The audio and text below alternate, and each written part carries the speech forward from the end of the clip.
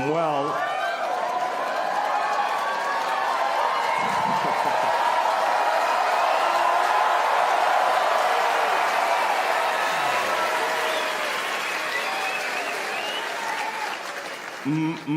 my favorite sex position.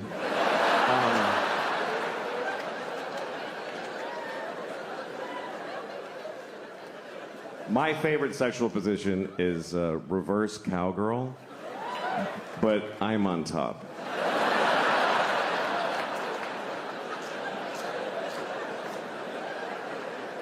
Are you picturing it? It's good. It's really good. Nobody gets pregnant. It's a lot of fun. I'm trying to learn things about myself. I got a scale for my bathroom. I'm not trying to lose weight, I'm just interested in the data. And I did learn something. I learned this because I weigh myself every night before I go to bed. And then I also weigh myself in the morning when I get up. And here's what I learned. I weigh 2 pounds less every morning than when I went to bed. And I found out why. It's because I shit in my bed every night. I do. I take a full 2-pound dump in bed. And then I turn out the lights and I go to sleep. Because I don't want to sleep alone. Your needs change when you get older. At my age, a big pile of shit's as good as anybody.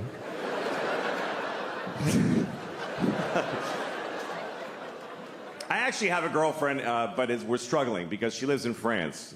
She's French. She lives all the way over there, and we haven't been able to see each other for a year because of the disease. I have AIDS. And she's great, though. She sends me presents all the time. That's how she keeps it going. She sends me gifts in the mail. I get something from her every week. Sometimes it's chocolate from France or a shirt she wishes I would wear instead of things like this. And sometimes she sends something to make fun of me because she's a little fucked up. So last time, she sent me a pair of little girl's panties. And yeah, I was like, that's not funny. Because these are in my house now. I can't get rid of them. It's like nuclear waste. Think about it. I can't throw them out because I can't have people find little girls' panties in my garbage with coffee grounds and butter on them. And every solution I think of makes it worse. Like if I put them in a bag inside another bag and layers of duct tape wrapped in tin foil. Or if I put them in a coffee can and I nail it shut and I bury it in the park in the middle of the night. Or if I cut them into tiny pieces and throw away one piece each week in a different town.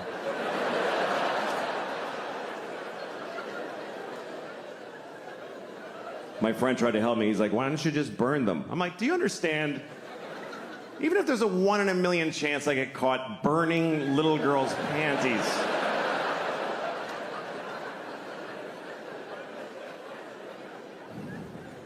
So I'm wearing them right now. Yeah.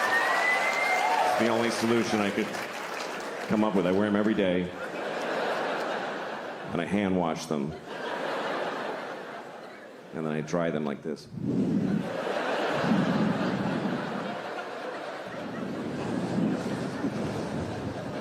Just right on the little strawberries.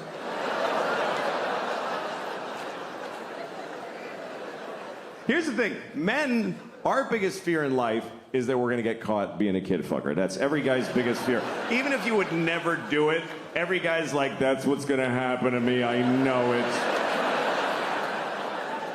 It's like being afraid of sharks when you live in the desert. Like, I don't go to the ocean, but it's gonna happen. Because it's a fear not based in its likelihood, but in how horrible it would be if it happened. Because when they catch a pedophile, holy fuck. Holy shit. It's brutal because we're scared. We're so scared of pedophilia because it's here and it's not going anywhere. That's a fact. It's not like there's a finite amount. of pedophiles, and we got the last one. No, it keeps happening. Every generation, there's more. Some of you have kids, and some of them are going to grow up and fuck kids. They might, you know. Okay, no, of course, not yours for some reason, but they're coming from someplace. So, any real solution has to start with the basic reality that there will always be pedophiles. Not a great thought. I understand it's not uplifting. You wouldn't put that on a fridge magnet. Or on your screensaver at the office. There will always be pedophiles. Hey, where's Jim? He's not at his desk.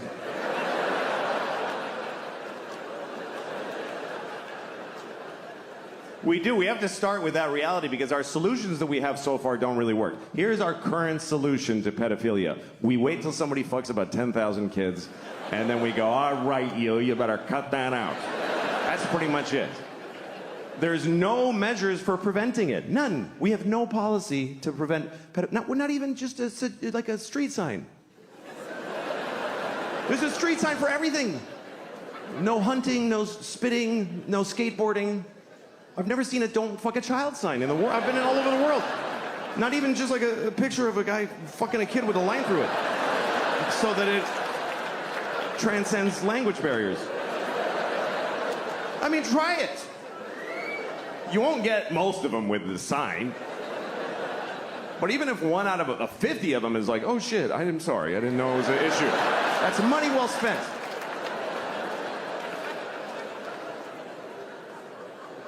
There's things that might work and we don't even try them. Like, is anybody working on very realistic child sex dolls? Okay, then let them fuck your kids forever. If that's better, I'm so sorry for suggesting something that might actually work. Oh no. Let them fuck both my sons, but don't make a doll. That would be distasteful.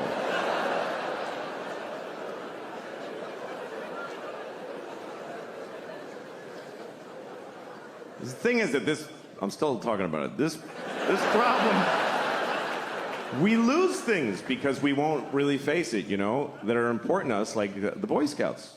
Boy Scouts, wonderful thing. Being sued out of existence because of all the kid fuckery that goes on. And I know it's upsetting because, look, here's the thing. The Boy Scouts is a wonderful thing for kids. They go to the woods. They work together. They learn skills.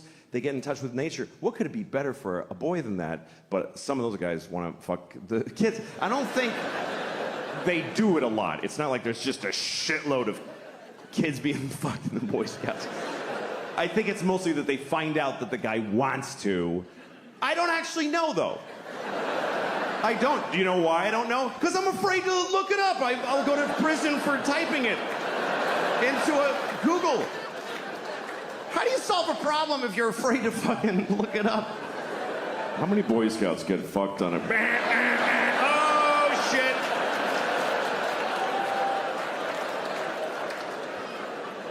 Every time I move, I gotta tell my neighbors that I looked that up.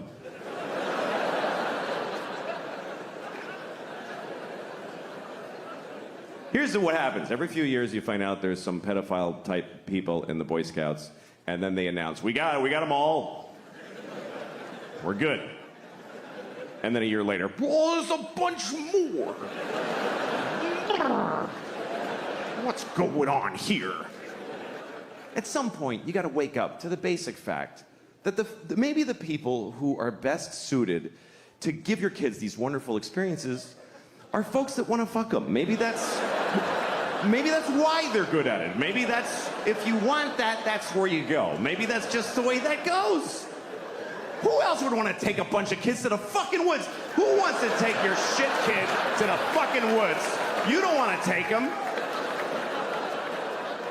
Who else would want to do that except people that are barely containing that they want to fuck every kid in the face? That's why they're good at it. That's what makes them good at it. I'm not saying that all scoutmasters are pedophiles. I might be saying that the best ones are. I might be saying that. That sounds right. So I don't know. You have to lose the whole thing. Just tell your kids. Some of those guys want to fuck you. Just be careful. Have a good time. Take the contribution from where it comes. Michael Jackson, wonderful music. Blessed us with wonderful music. Did some other things too. What's worse? A pedophile who makes beautiful music or one that doesn't? This is the choices. No pedophiles is not on the menu.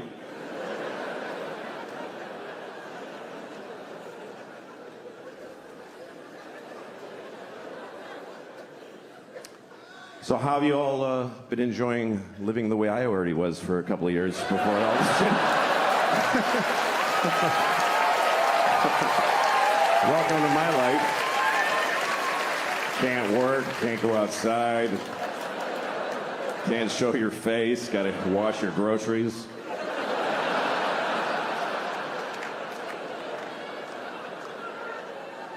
Because I got cum on the groceries. That's why in my mind, that's what it means. Maybe that's what you were thinking, but. I have a solution for the pandemic, by the way, for COVID. I have it. This is it. We test everybody, first of all. Every time we find somebody who has COVID, you kill them. That's it. That's the solution. You won't need another one after that one. That's the final one.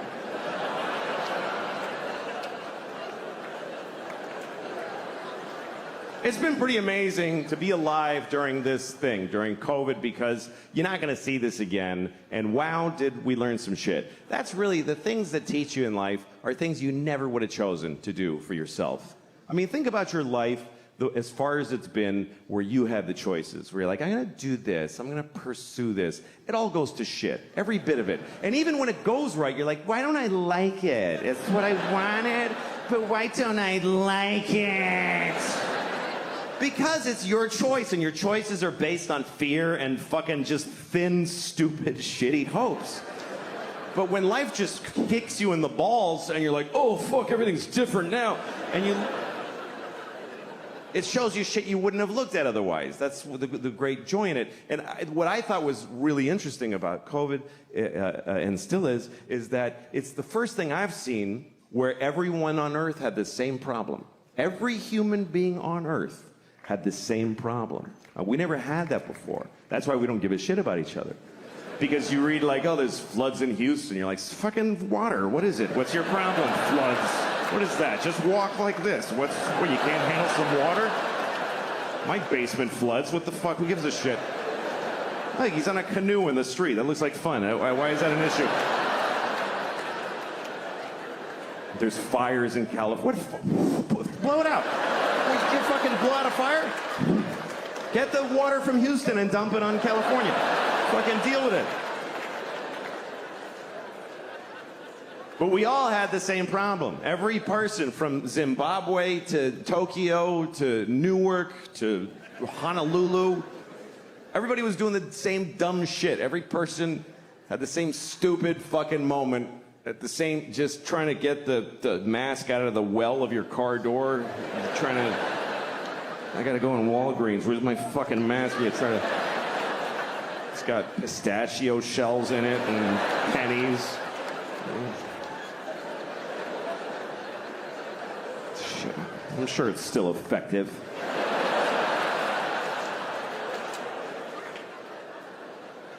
I actually like the masks because everybody looked nice. Everybody did. Because it's just their eyes. Eyes are nice. You never hear somebody say, that guy's got gross eyes. It's really, we should hide these. We should keep the masks, because this is disgusting. How do we just, with no shame, look inside my face? Spit at a tongue and teeth? It's fucking gross. Cover your mouth. Don't. I'd rather look at your asshole than your mouth. I really would. I'd rather stare into your asshole than glance at your mouth. Assholes aren't that bad, not to look at. We don't like to think about assholes because, like, they're, the shit and the farts and the diarrhea. But that's a small portion of their time.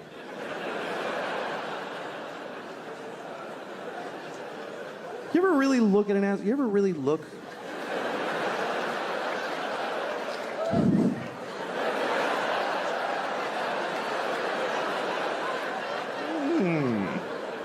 Once you see it, like, in nature, it's a little, that's all. That's your asshole. It's like, you know what it is? It's just an aperture. That's all it is. That's your asshole. It's like a camera shutter. That's all it is. It's like the opening to the James Bond movies. That's what your asshole is.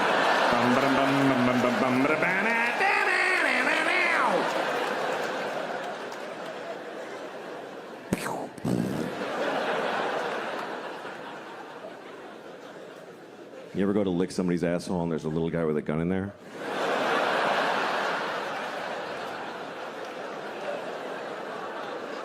It was bad.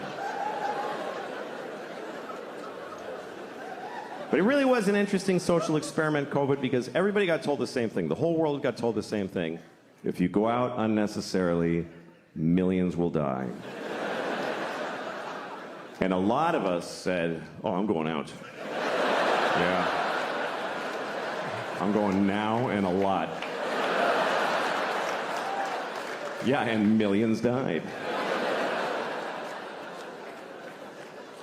It's just, we're not that different from the turtles that you're trying to get them not to cross the fucking highway, and they're like, this is where I fuck over there, fuck you. And we're like, please stop. Putting little signs up, don't go, and he's, fuck you, I'm a turtle. It doesn't, we're not that different. We're just a fucking species. And we're just rolling along. Yeah, many dying old ladies died. That's what happened. Many dying old ladies finished dying.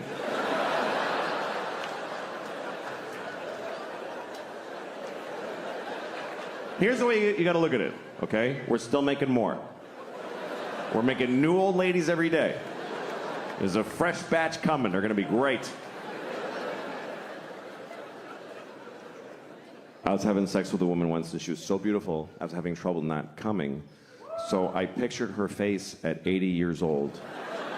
And then I came immediately.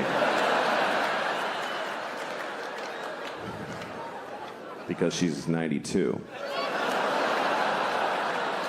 Anyway.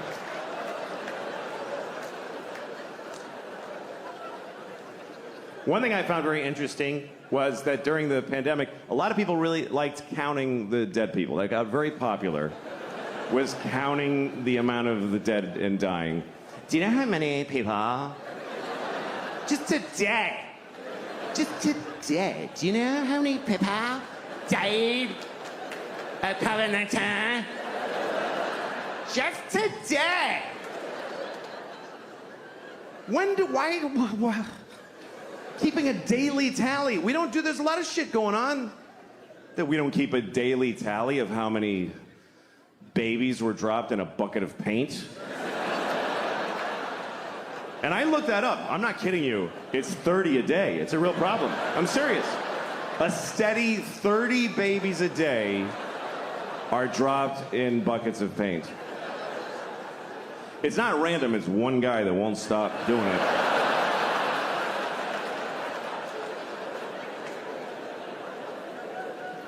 Yeah, we liked counting them. We liked counting the dead. And when it got really high, we didn't know how to count them anymore. People trying to find different ways to express the number or take it in. Remember January? It was really bad. It was 3,000 people every day were dying of COVID. So people started saying this is 9/11 every day.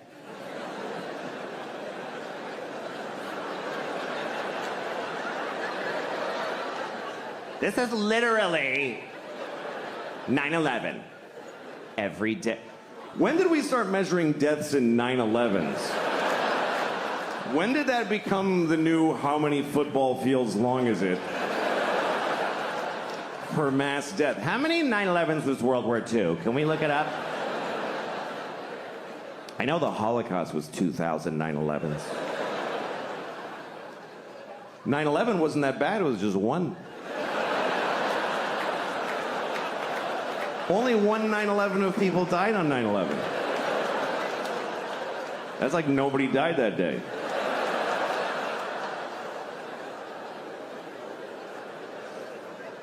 See, it's all relative because then you have those later. Remember, January was really bad. January was the worst. And then in April, March, April, we all felt better. Everybody's like, oh, it's way better now.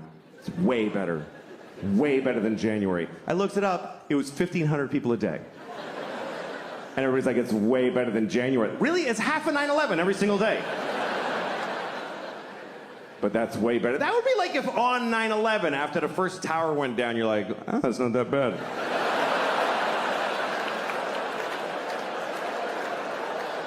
It's just one. Still got the other one. That's why they made two.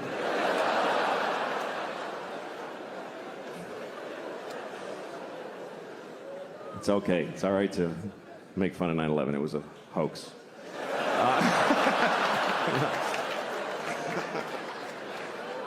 All right.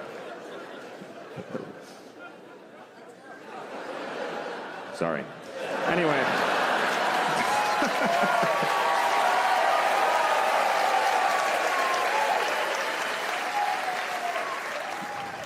I thought I had COVID about 3 times. I'm one of those idiots. I was like, I think I have it. Can you feel? I'm bad with pain, too. Like the other day, I hit my elbow right on that spot where if I had a gun, I'd be dead now. You know, I can't do pain. That's why I could never be a cop. I couldn't walk around with a gun right here. There's 50 things a day where I'd be like, fuck that, that ain't worth it.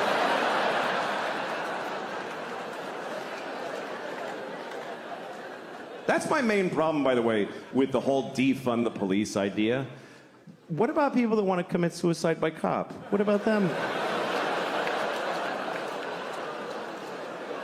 Anyway, we'll put a pin in that, but... We had a lot of protests in New York, and now we have protesters that just live here.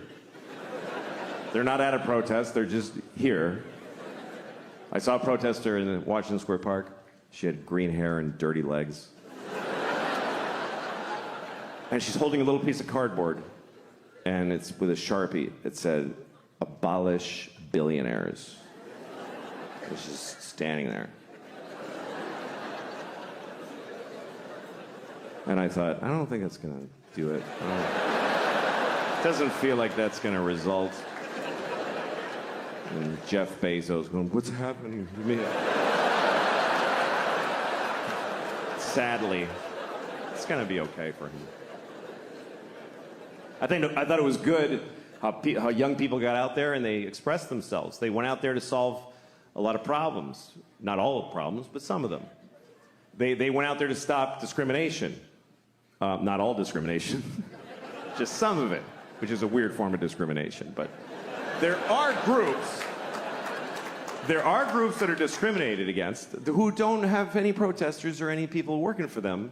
And we all discriminate against these people, like ugly people. Everybody discriminates against ugly people. They do, and it's awful. I mean, I'd rather be discriminated against for my race than for being ugly. Because you might not lose a job or a promotion, but nobody kisses you on the lips like your whole fucking life. Like, try that. This is what we say to ugly people. We don't like your face. We just don't like it. So no one's gonna fall in love with you, and it's unanimous. Sorry. And we just expect ugly people to be like, oh, no, I understand. I mean, sure. My head shape is no good for you, so I'll go without the things that matter in life. Also, overweight people. Overweight people deal with things that none of us deal with, because I'm not overweight. There's people who are discriminated against because of their weight. I read a story once about a woman who's 600 pounds, and she couldn't get medical care. Because everything she goes to the doctor, he just says it's because she's fat. Everything.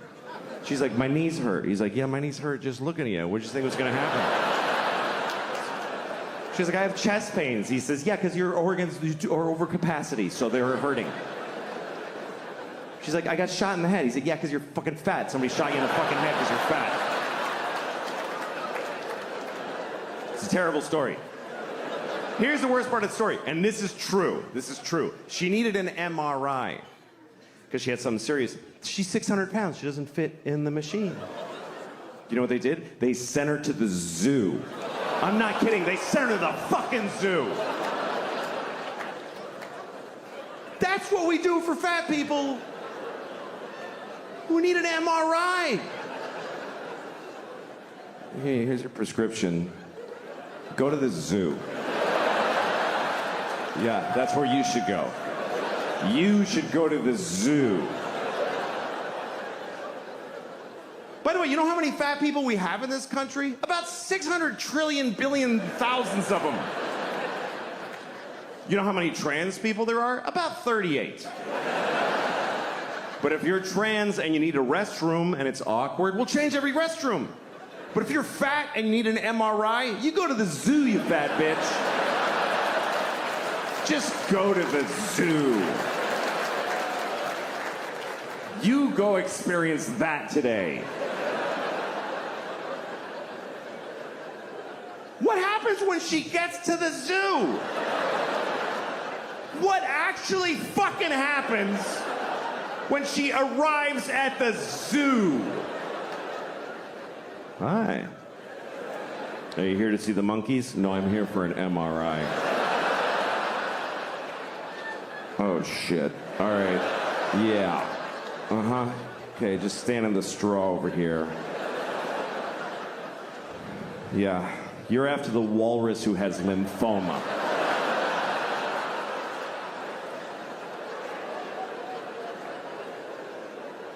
By the way, why is there an MRI machine at the fucking zoo?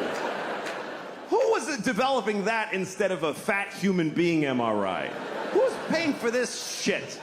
You don't give an elephant a fucking magnetic resonance image test. What are you, fucking high? That's obscene.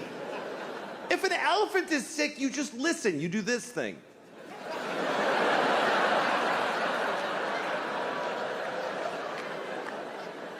Misa thinks she's gonna die today.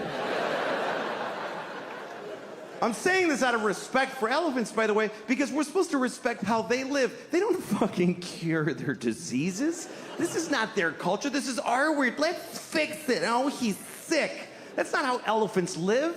An elephant in the Serengeti isn't like, I have a lump, I have to see my oncologist. When an elephant gets cancer, he falls over and he takes his fucking turn and becomes food. You don't put an elephant in a state-of-the-art... What if you find cancer? What are you gonna give him, chemotherapy? The skinny elephant with a pink baseball hat?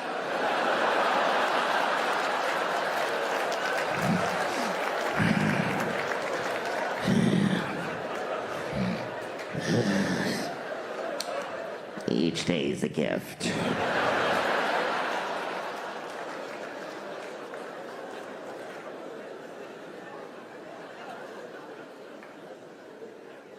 I love animals, I do. I do. We have a weird relationship to animals. We name them and we play with them, and we kill them and we eat them, and we stuff them, and we draw them. I have a dog. I love my dog, but I don't know my dog. We've never had a conversation, not one time. I talk and she just hears She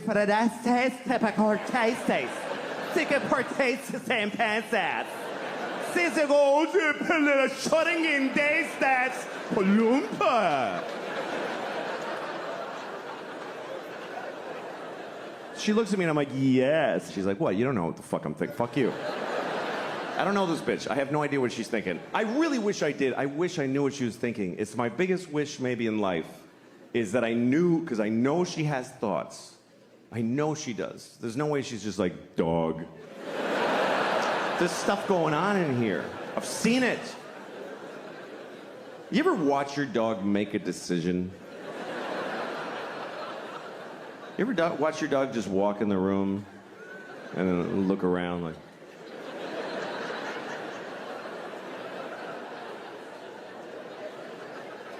Yeah, I'm gonna go over here. Why? Please tell me why. I think my dog thinks I'm insane. Because I look at my life through her eyes. Like, I'll watch TV for 4 hours. And from my dog's point of view, I'm just sitting there.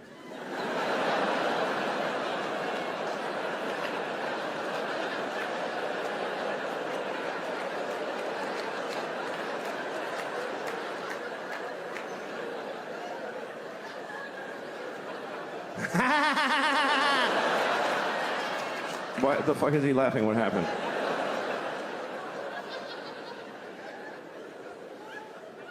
My dog is my life now because my kids are growing up. My kids are in college and they're all, I'm an empty nester.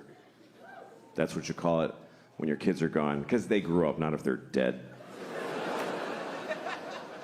It's not used that way. My daughter died of leukemia. Hey, you're an empty nester.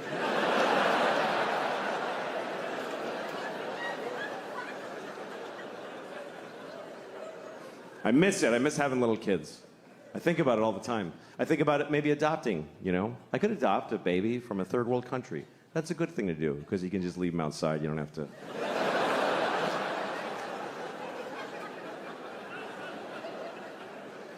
It's interesting. We've been adopting babies from other countries in America for a long time. Other countries do it too, but I live here, so I'll talk about that. But it's an interesting thing. It's not a biological imperative to go get a baby from thousands of miles away, but we've been doing that in large numbers here for a long time.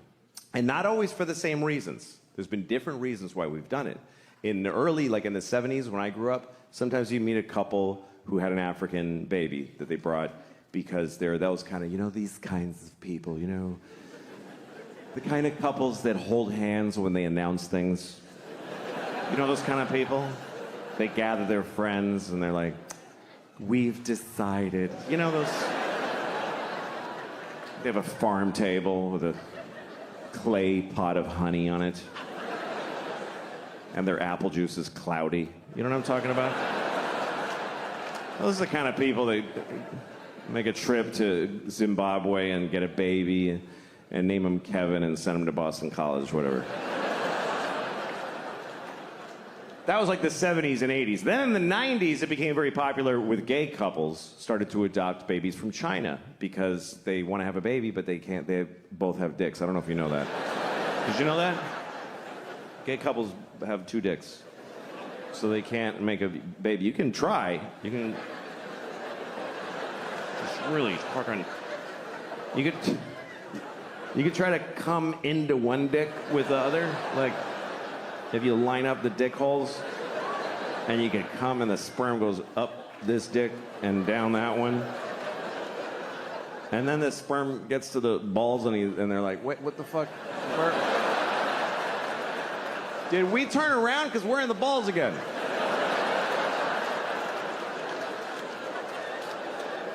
Whose balls are these? These aren't even his balls. Oh, he's gay. Fuck. All right. Okay. All right. Well, let's just swim around till we're dead. It's just the way it is. You're not gonna. A baby will never come out of a penis. It's good. It's a good thing. Because it's hard for women. Imagine pushing a whole baby out of your penis dick hole. Even just a hand. Yeah.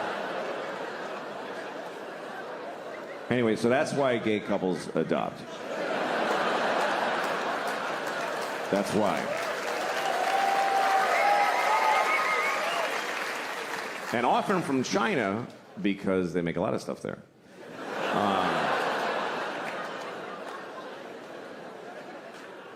So that was that. That was the gay couples were adopting Chinese babies because they couldn't have babies. And then a lot of other couples started doing it more around the turn of the century. I used to live in Hollywood, which is a pretty awful place. And everybody there gets Chinese babies. It's very popular. They go and it's not because they can't have babies, and it's not because they're trying to help somebody from far away. It's because they're just busy. They're busy. They want to have a baby, but they don't want to have a baby. You know what I mean? That thing where you can't have your baby and eat it too, or whatever. I don't know how that works. They don't want to get pregnant, is the point. So they go to China. They don't even go to China. They go to the airport, and somebody from China meets them, gives them a baby. It's true. They just take it home, and then they get a Jamaican nanny to watch their Chinese baby.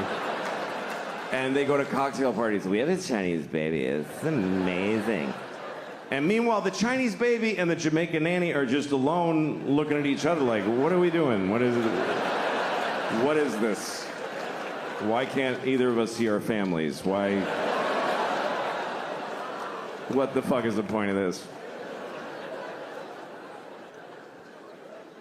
So yeah, my dog. I got a dog, and my kids, and I just sit around and watch YouTube a lot. That's my favorite pastime. I was watching YouTube today. I was watching one of the ads that comes on before the video. I don't skip those. I think that's rude. It is. It's mean. Somebody worked hard on that ad. They trained a cheetah to run alongside a Jeep Cherokee. And you're at home like, 3, 2, 1, fuck off. It's fucking mean. What if you made something, dick? Anyway, the ad was a PSA. It was an anti-smoking message. It was a Puerto Rican man with a hole in his throat. He was like, my father smoked. And my mother smoked. I wish I never smoked in my life. Please don't smoke cigarettes. Cigarettes are very, very bad for you. First thought I had was, why does he still have an accent?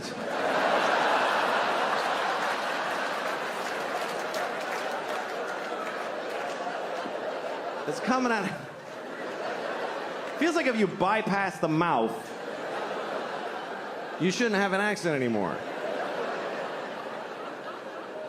Does the machine have a setting for Puerto Rican? Is that just how air sounds coming out of this guy? Does he fart with an accent? Señor, I'm farting.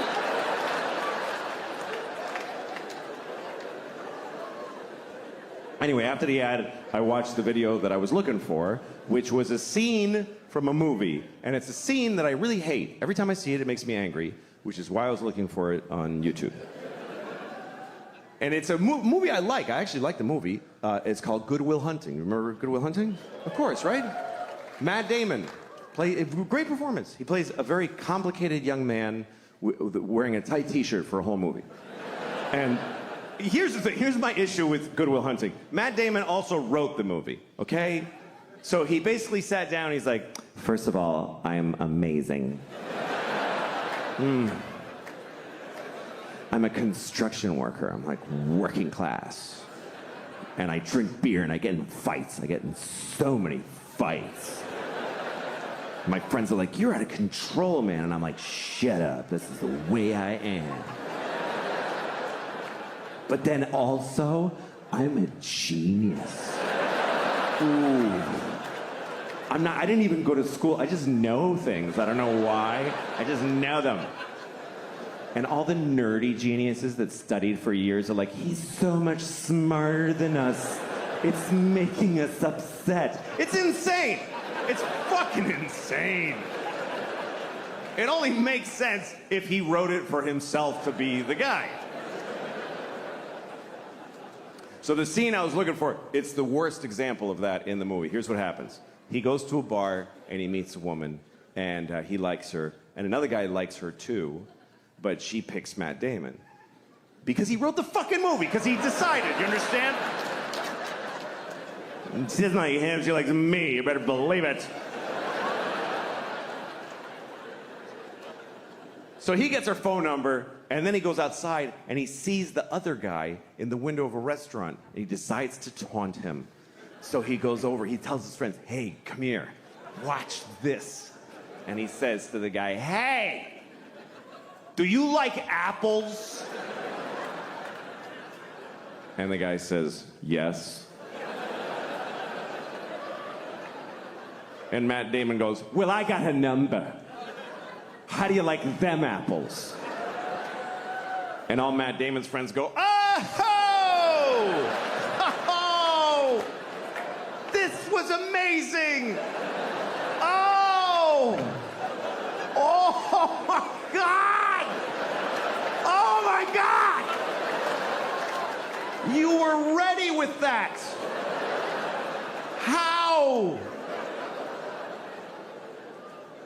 You know how he did it? He wrote the whole fucking movie, okay? He made everybody say all the things. Otherwise, this doesn't happen. I mean, he hinges the whole fucking prank on the guy liking apples. The guy must like apples.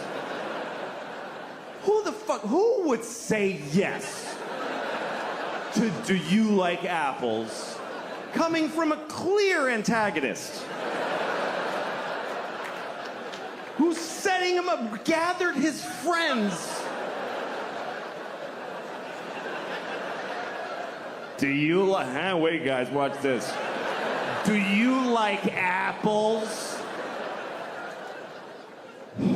God damn it, I do. I wish I didn't. 'Cause I can tell this is not gonna go my way. But I can't lie. He'll know it. He'll know it because boy, do I like apples.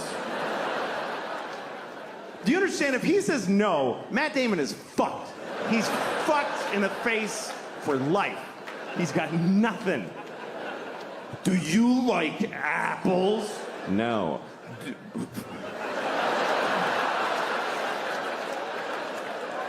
What the dude? Fucking guy. No, come on, seriously. Seriously, you fucking don't fucking.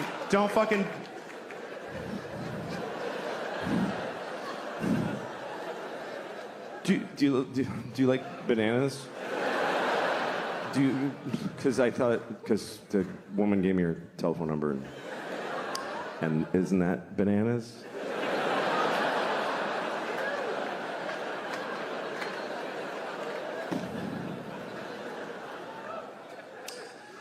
I saw a guy peeling a banana the other day.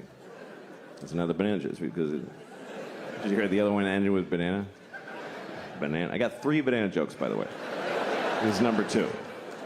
Okay. I saw a guy peeling a banana on 6th Avenue, and it bothered me.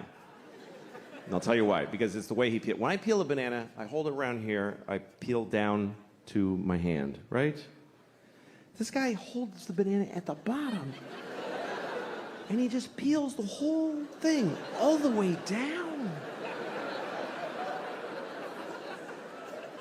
It felt like a guy at a urinal pulling his pants all the way to his ankles.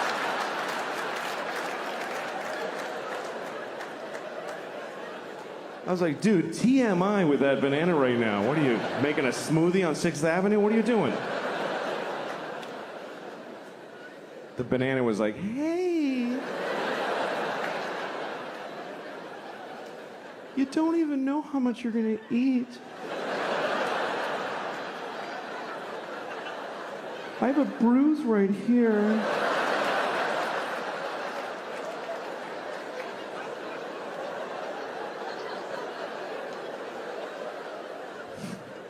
Kind of got lost in the banana shame there. You want to hear the other banana one now? Yeah. All right. Okay. So, I was at the grocery store, and I needed bananas. So, I go over to where the bananas are, and there's a black woman at the bananas. It's gonna be okay. It's gonna be okay, I swear. I understand. White people are very scared of discussing bananas and black people in the same conversation. I understand. If I have a black friend over, I would never offer him a banana. I don't know why, I just wouldn't do it. Hey, you want a banana? Why the fuck you asking me? Hey man, I'm sorry, have an apple. I'm really sorry. These are just the facts of the case, all right? I was in the store looking for bananas, and there was a black woman at the bananas, and I didn't want to go there while she's there because of COVID. We're all giving each other space. So but I do want to be next. So I'm waiting. And she's kind of taking a long time. And the longer she takes, the longer I am a white man watching a black woman choose bananas. And this is an awful thing about the world today because I know I'm not doing anything wrong, but I feel fucking bad. I feel fucking bad. So I went to the strawberries. And there's a fucking Jew with the strawberries.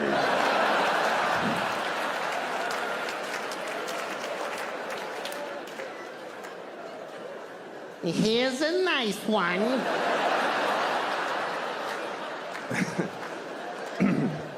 That's the Jew. I'm not gonna do the black woman. No, I'm not. You know why? Because I'm not afraid of Jews. That's the bottom line. I'm not scared of Jews. I don't find Jews to be frightening. Unless you're in Palestine, then they're terrifying. It's very different. Over there, they're like, the Jews are killing us. And here we're like, really? The Jews?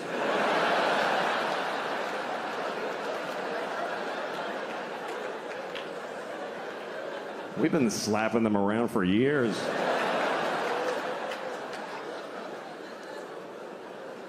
Anyway.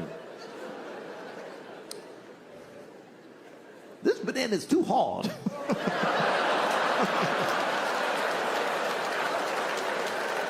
Well, this banana's soft, but I'm not gonna have it till Tuesday, so I'm gonna buy the hard one and wait. Just trying to be fair. Just trying to be fair to the Jews.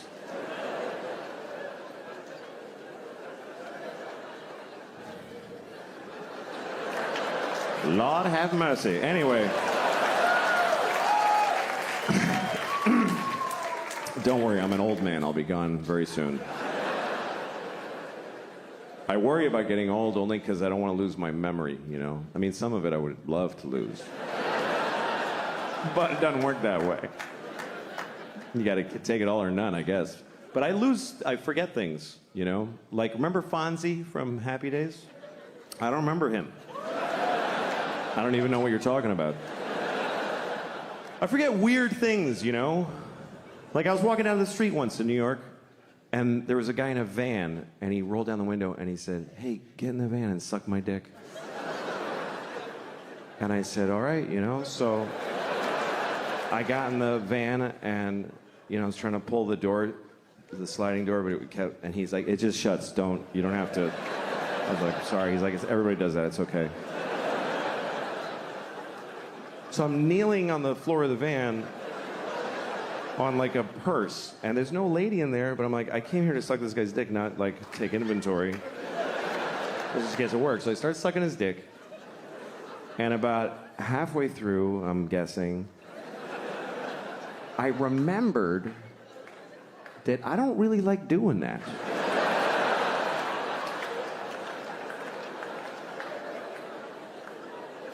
So, senior moment.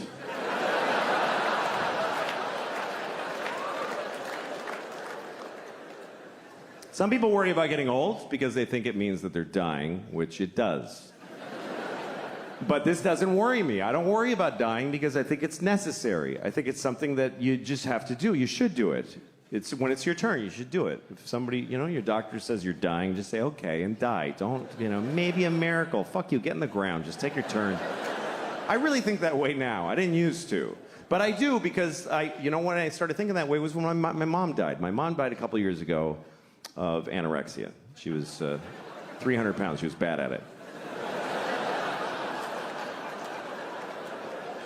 I know, it's fucked up, right?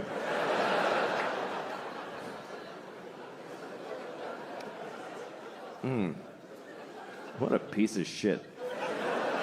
Anyway, she would have liked that joke. She would have. My mom's was fucking, she was gross.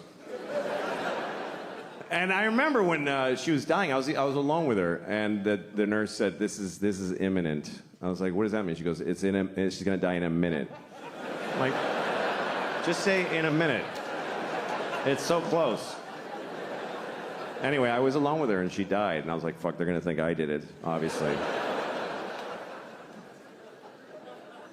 I didn't want to lose my mom. I really didn't. But we had this one conversation like 2 weeks before she died when we were talking about it. And I said, Mom, I don't want you to die. And she said, you'll get over it.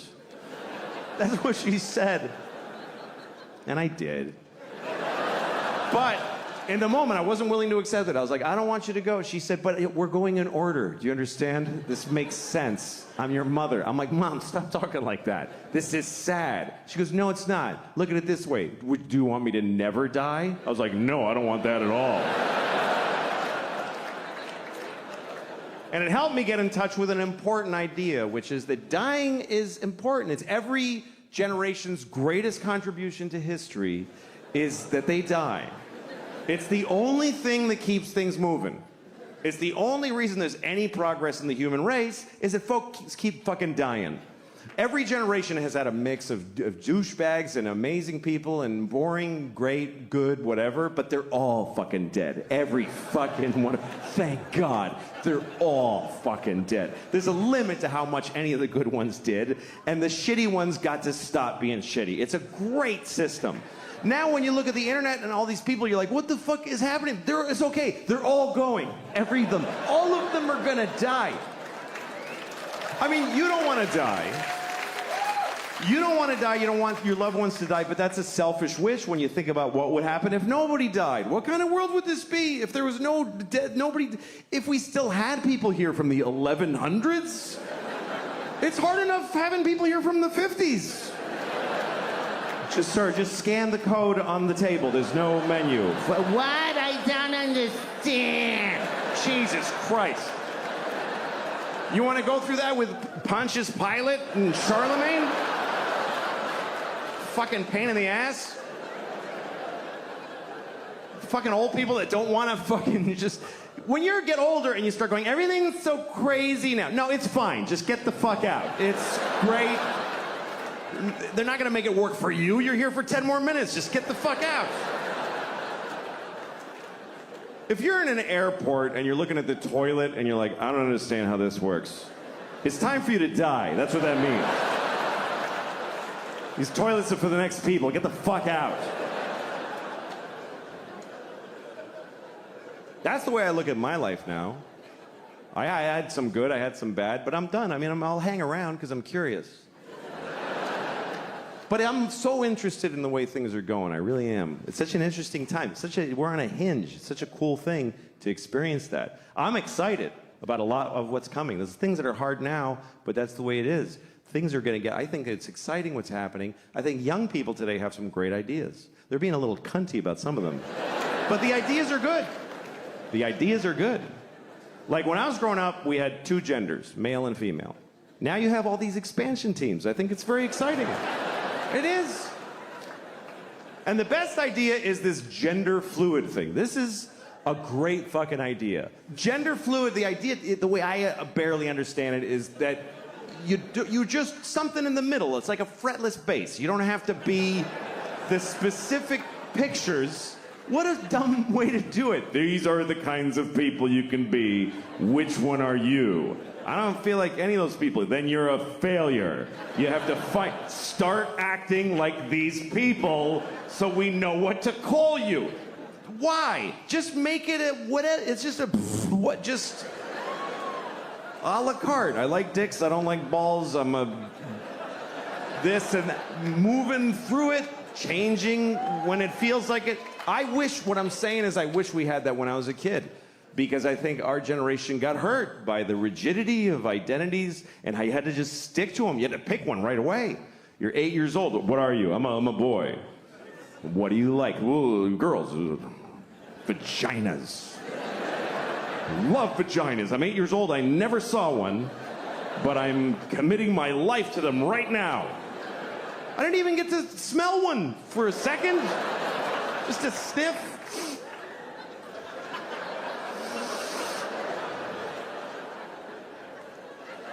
All right, what else you got?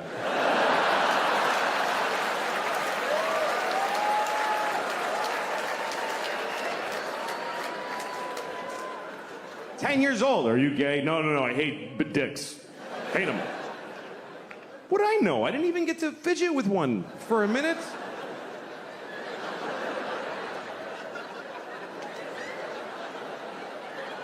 This banana's too hard.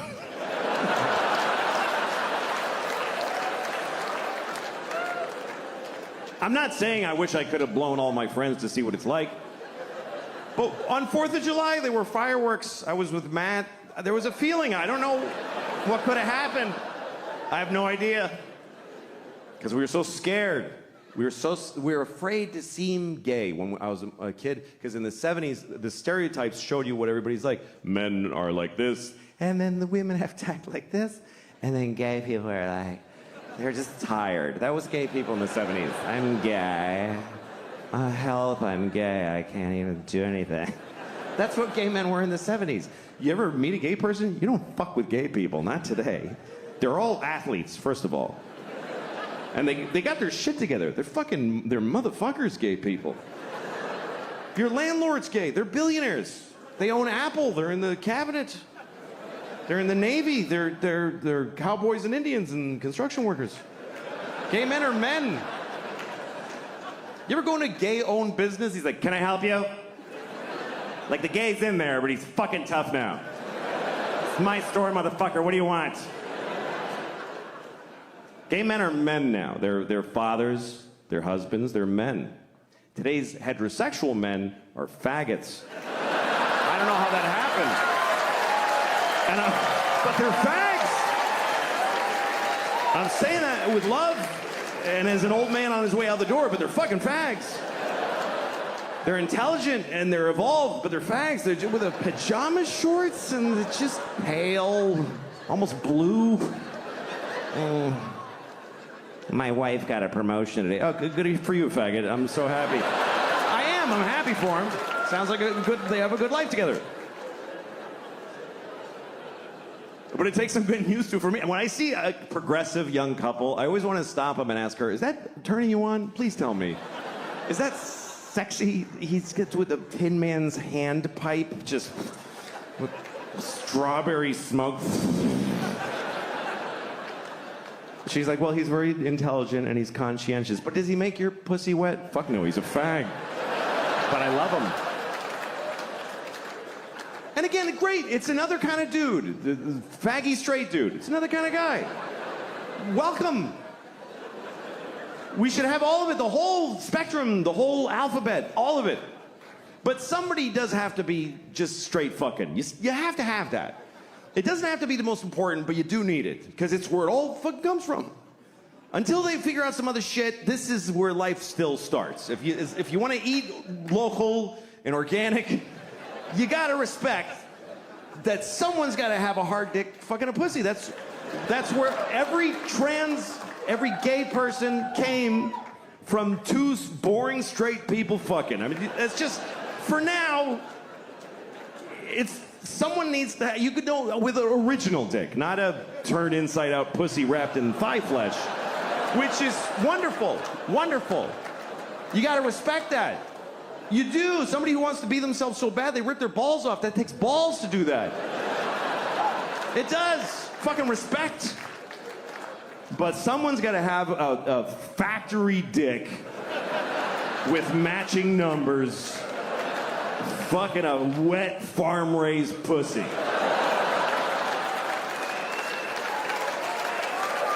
Thank you very much.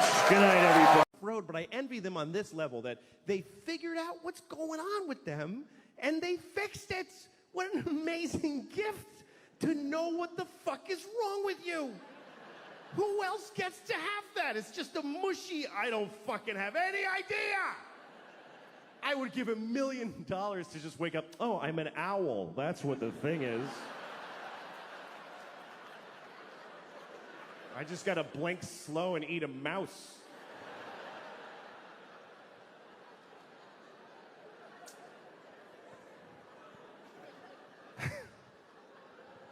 Because life is very confusing. Even I'm 49 years old and I haven't found a cruising altitude to my identity.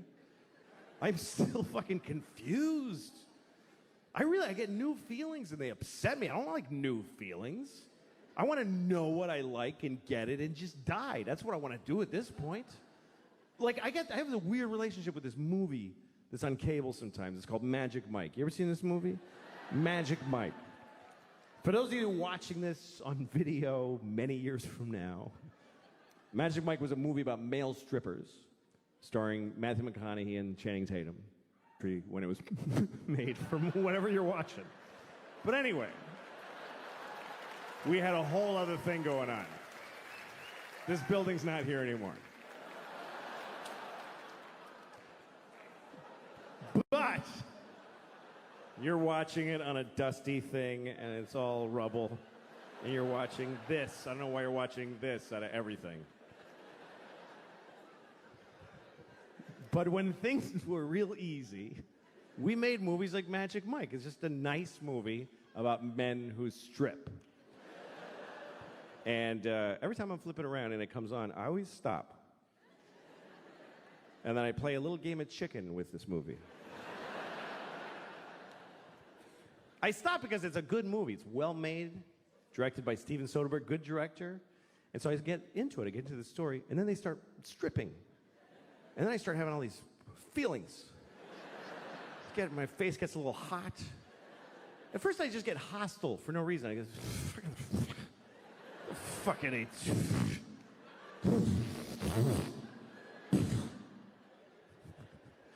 But then there's one part of the movie that I like. I have a favorite part of Magic Mike. Matthew McConaughey, he's wearing leather pants, no shirt, and he goes, "The law says you cannot touch, but I think I see a lot of lawbreakers out there." like it's that. It's like perfect. It's the way he rolls out of him. I think I see a lot of lawbreakers out there. I just really like that. I like it. And when the movie comes on, I'm always like, all right, this gets to where he says that. And then he says it, and I'm like, fucking good. That's really good. I like it a lot. Here's how much I like it. I don't really do impressions, and I kind of nail that one because I think about it all the time.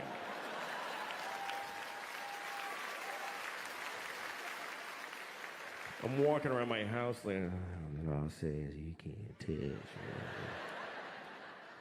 Law says you can't touch." and I go up to my dog, But I think I see a lot of lawbreakers right here.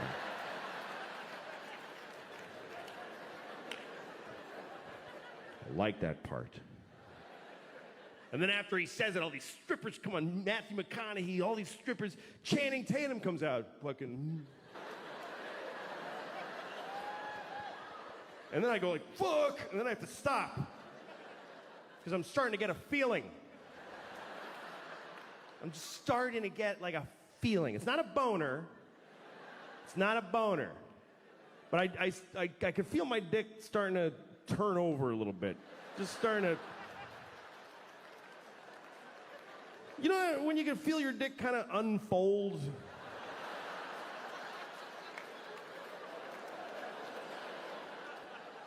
It's like a pool toy that's been blowing up for a while. The wrinkles are starting to come out. It's taking shape. It's like...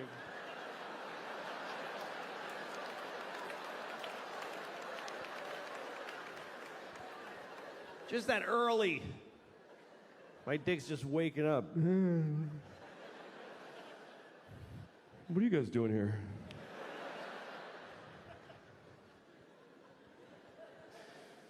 Anyway, I've never watched the whole movie. I've never seen Magic Mike in its entirety because I don't want to see it. I don't want to see the end of Magic Mike. I know what the end of Magic Mike is. I'm pretty sure that the end of Magic Mike is that I'm gay.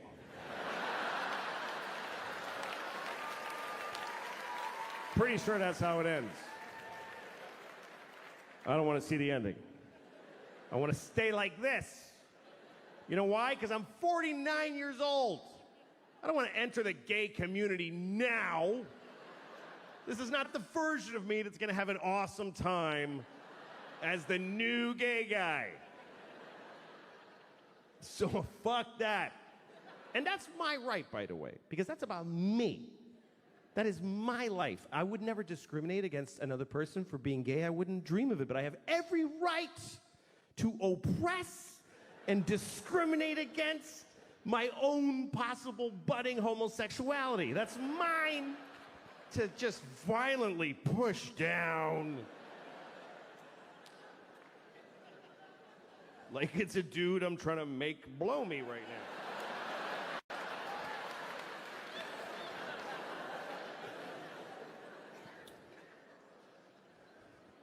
And you know, I haven't become like generally attracted to men. I'm not sexually attracted to men. Just Matthew McConaughey and Channing Tatum. Those two guys? Fuck. Seriously. And he's like, just, fucking sexy. And Channing, kind of dumb face, like, oh, shit. Oh, fuck. I like it. But men in general, I'm not into it. It's just these, you know what I think it is I'm only gay for the best. I'm top shelf gay. I'm not retail gay, you know what I mean? I'm not off the rack gay. I'm not gonna go to J.C. Penney's and suck a bunch of dicks. I'm gonna go to Neiman Marcus and get this signature collection. Platinum dick. The best. The best dick. Because I'll try the best anything. If it's the best one, I'll try it. Like, I don't like cognac. I would never buy a bottle of Hennessy and keep it in my house. But I had never tried the best cognac. If somebody was like, would you like to try this cognac? This cognac was 500 years old, 300 years ago. Like, yeah, fucking give me that. I want to go to a Kenyan restaurant. I know all the foods that I like. But if somebody was like, this is the best Kenyan restaurant, it takes 6 months to get a reservation, I can get you in. They fly live turtles in. And you bite off its screaming face while it's alive. And every turtle you eat is the last of his species. Can't wait to eat that fucking turtle. I'm gonna end his people with my mouth. The best, I'll try it. If somebody was like, we have a guy here, he has the best dick. The best dick ever. His dick has been soaking in olive oil since he was 5 years old. We've been feeding him nothing but butter and penises his whole life. He is the best dick, and you can suck it right now.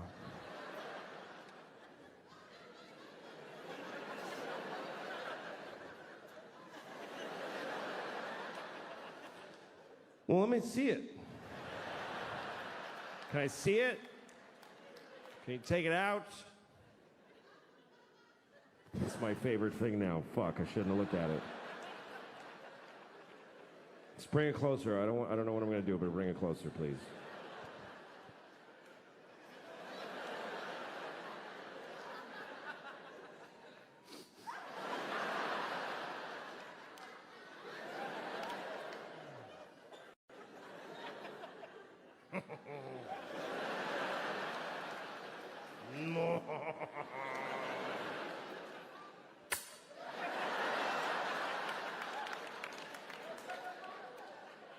I think at that point you put it in your mouth, right?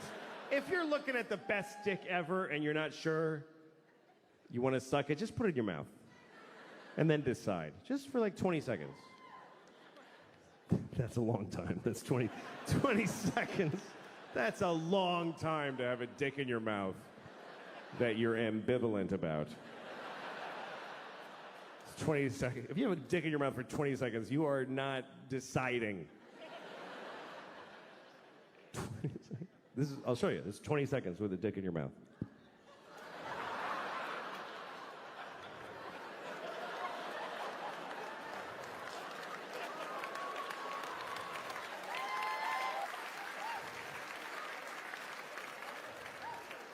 And they've been married for like 60 years. You know that kind of story? Everybody always loves that. The kind of people that always get applause based on the math of their lives. How long you been married? 60 years. Oh.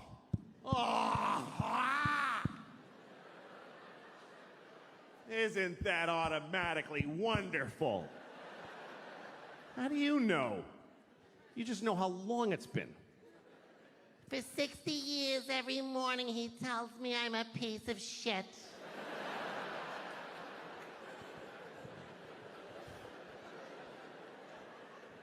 But let's just say this is a happy couple, okay? They love each other. They've been married for 60 years. That's longer than most people really want to be alive, and they've been together that long. And now they're just an old couple, and they just walk together. You know when you see two people? And it's kind of lovely. They don't need anybody else. It's just the two of them. This is both of them. They just walk. They always walk somewhere nobody walks there. There's trash. It's trucks. He's wearing a suit that is not a color. She's wearing a dress that's like a triangle, like a kid drew it. It's just fucking a dress with fruit on it. Nobody cares.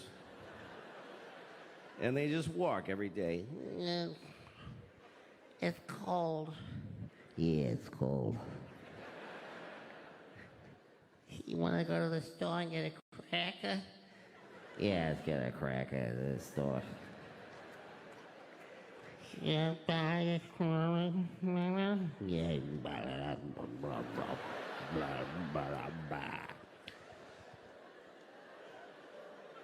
And then one day, usually he dies first. They're walking, and he goes, ah. Ah. And she says, Richard! Ah. Ah. Richard! Ah. And he dies.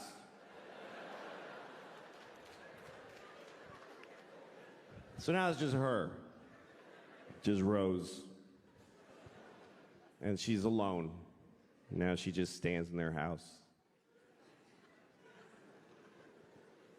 Once in a while, somebody goes to get Rose because there's a wedding. Come on, Rose. Enter. Just fucking come on. Come on. Fuck, come on.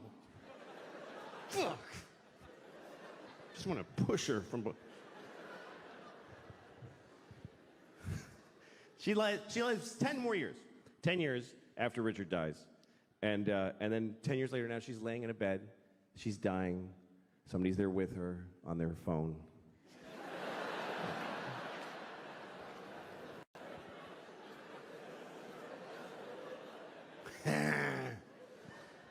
So Rose is dying, and she says, well, at least now I get to be with my Richard forever.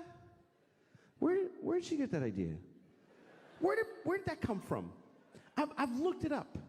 No religion teaches that when you die, you get to ruin heaven for your dead spouse. Why is that fair? Who gets... Richard's been dead for 10 years. He's been in heaven for 10 years. And somebody comes up to him, hey, your wife is coming.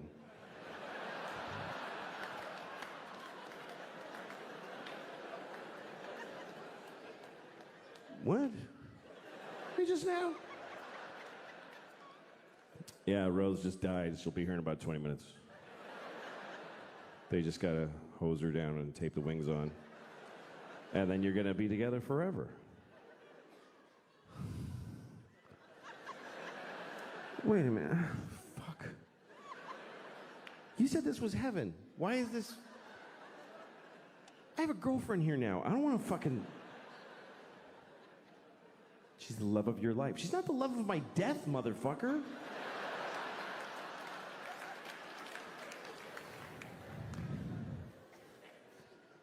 That's marriage. Marriage is a big deal. Marriage is a big deal. I went to a wedding the other day. You ever been in an email fight? Some of you are in an email fight right now. You know, an email fight, not a text fight. A text fight is like, fuck you, bitch. Fuck you, bitch. Dick, bitch. You're an asshole, bitch. That's a text fight. An email fight is like, in June when I told you that I had this issue, I was very disappointed in the way you didn't listen. You know those emails you just work on it all night? Like it's the closing argument to a murder case. It's so important, your fucking email. You're pounding it out like Beethoven and you're pouring water in your head and going deaf and still working on it. And then you send it to somebody. Can you read this and tell me if it's fair what I wrote? Start at the bottom. And they write back, I made a few changes. Oh, thank you. That really captures my voice. And yet. And then you send it to somebody else, and they're like, I would take out eat shit fuckface. And you're like, nah, fuck you. I'm going to keep it. And then finally you send it. And you're like, And then you feel really good. I finally said it. Finally. And you have this fantasy that they're at home reading it right now going, I'm wrong about all of the things.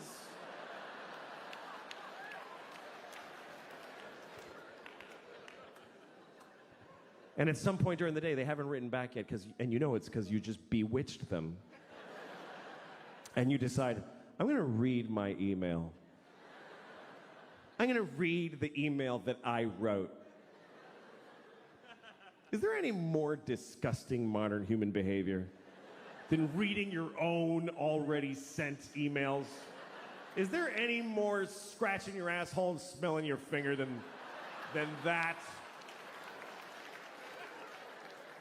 I do it all the time. So that's what I did. I was in an email fight, and I looked in the sent folder where it's all, that's it. It's in stone. You can't change that anymore. And I realized, by mistake, it said, this is my latest draft. What do you think?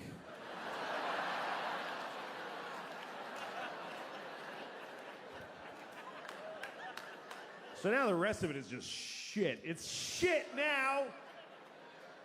Because she knows I have a writing staff and a focus group. There should be credits at the end of this fucking email. Approved by